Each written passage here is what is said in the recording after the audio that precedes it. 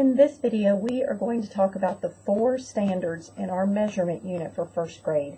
We have 3 supporting standards, 1, 7, A, B, and C, and then we have 1 readiness standard, which for our district is also a non-negotiable standard, and that is 1, 7D.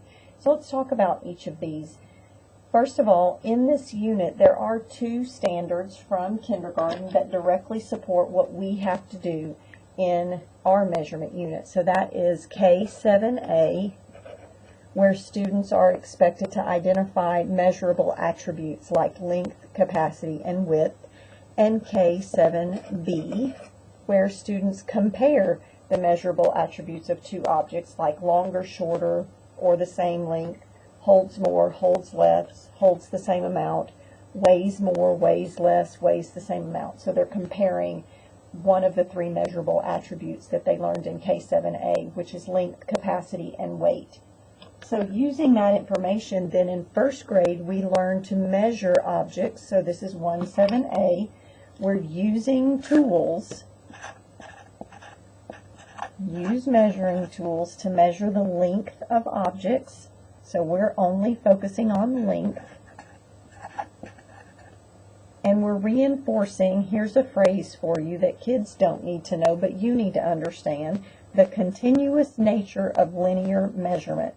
All that means is when we measure things, 1 inch connects to the next inch, which connects to the next inch, and it gives us a distance from the beginning of something to wherever the end of that something is. That's all that means, so that we understand that when we measure things, we don't leave gaps between whatever tools that we're using in first grade. So we're going to make sure that we are using standard and non-standard units to measure. So standard units would be things that can be related to a specific measurement, like 1-inch tiles or centimeter cubes. And I'm going to abbreviate centimeter cubes. Non-standard would be all the other things that we want kids to use to measure. So it could be paper clips, toothpicks, popsicle sticks. I'm running out of room on this page. Toothpicks, etc. There's lots of them listed in your scope and sequence. Linking cubes are non-standard because they don't relate to a specific measurement. They're not the size of a standard measurement in our measurement systems that we use. So we are going to use lots of tools. We're going to measure things hands-on. So we're going to measure real objects. We're going to measure distance. We're going to do that around our classroom, our school, outdoors. Lots of opportunities for hands-on work. Now, some things that we watch for misconceptions in kids. Let's say that I was going to measure this pencil. So there's some general misconceptions that we see. We see kids not starting from one end and going to the other end. We see kids leaving gaps between these to measure it. We see things not lined up to measure. And then we see sometimes kids use different objects to measure the length of something. So they might not use the same tool to measure the whole thing. So we want to make sure we're measuring from beginning to end, no gaps, no overlaps, using the same measurement for the whole thing, and making sure that our object, whatever we're measuring, is lined up with our tool. Okay? So those are some really important things. So we would want to model some things for kids, like let's say I wanted to measure this pencil. Model measuring that with different size of paper clips lined up in different directions, and let them see that you get a different measurement every time so they understand why we don't do that. Okay? In 1-7B, we are illustrating, this ties into what we were just talking about. Illustrate is our verb. The length of an object, so we're still working length, is the number of same size units and this gets really specific, laid end to end with no gaps, and all of this language is in our standard, and no overlaps.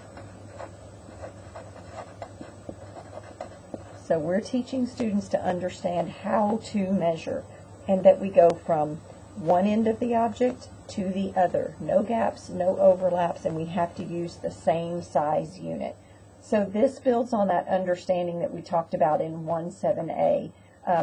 For example, if I'm going to use paper clips, the paper clips all have to be the same size. If I'm going to use tiles, the tiles all have to be the same size in order for me to measure. I also need to expect students to use the unit of measure when they're giving me the length. And we're going to get more specific with that in our readiness standard, but that's part of learning to measure. Now, the only way to truly assess this standard is to give students a variety of tools to measure something and then watch them measure it. So students should be allowed to choose the tool of their choice from the mixture. So let's say I asked you to measure this pencil, and I just gave you this pile of tools. I want to, as the teacher, see what you pick. If I'm going to assess this standard that says same size units, I need to see if you, the student, pick the same size units. If I'm going to assess if you know how to measure the length from end to end, then I need to allow you, the student, to measure something from end to end. I want to watch to see, do you know to have no gaps and no overlaps? I can't truly measure this standard on paper with a worksheet. I can only do that by giving students things to measure with real objects. So we're going to make sure that we're giving students lots of opportunities for hands-on with this unit. All right, let's move this out of our way and talk about 1.7c, which is another supporting standard, and this is a real thinking standard. So our verb is measure, and students are expected to measure the same object or distance using two different measurements and describe why they're different. So measure an object or a distance, either one. Should practice this a lot, so we'll do both, with two different units.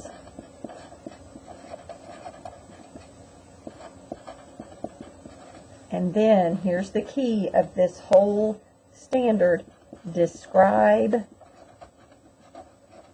why measurements are different.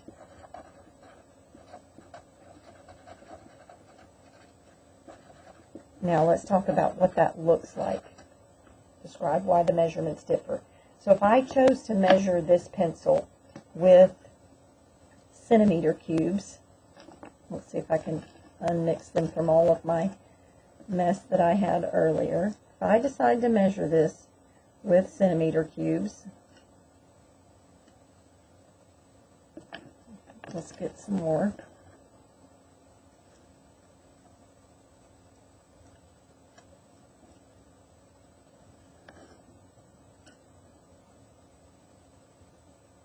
Okay, I've measured it with centimeter cubes. Now if I decide to measure the same pencil with 1-inch tiles, I want kids to be able to explain why they have a different measurement.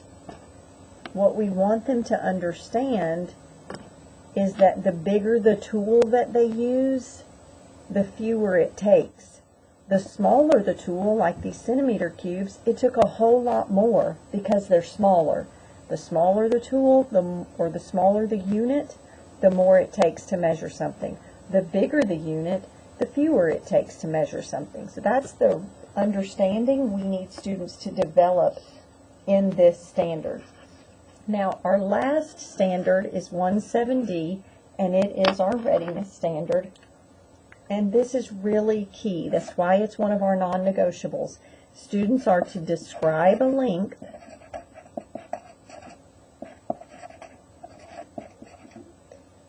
using the nearest whole unit with a number and a unit.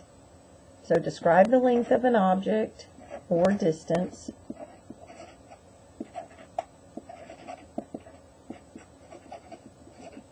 with a number and the unit you use to measure it. So all of the measurements that we do in this unit, students have to be expected to give the number that it took and the unit that they used. So without a unit, a number is just meaningless. If I was talking about this pencil and I said it was 8, that doesn't tell you anything. 8 what? 8 years old? 8 pounds? 8 1-inch tiles? 8 paper clips? 8 what? I have to explain what I'm measuring with. So if I'm assessing this standard, then I need to make sure that the student has to include both. So if I wanted to give them a sentence stem and say the pencil is blank long, that's a great sentence stem. What I don't want to do is say the pencil is blank inches long, the pencil is blank tiles long, the pencil is blank paper clips long. Then I've done part of this standard for them, because the standard requires them to give both the number and the unit. So I can't give them the unit as the teacher.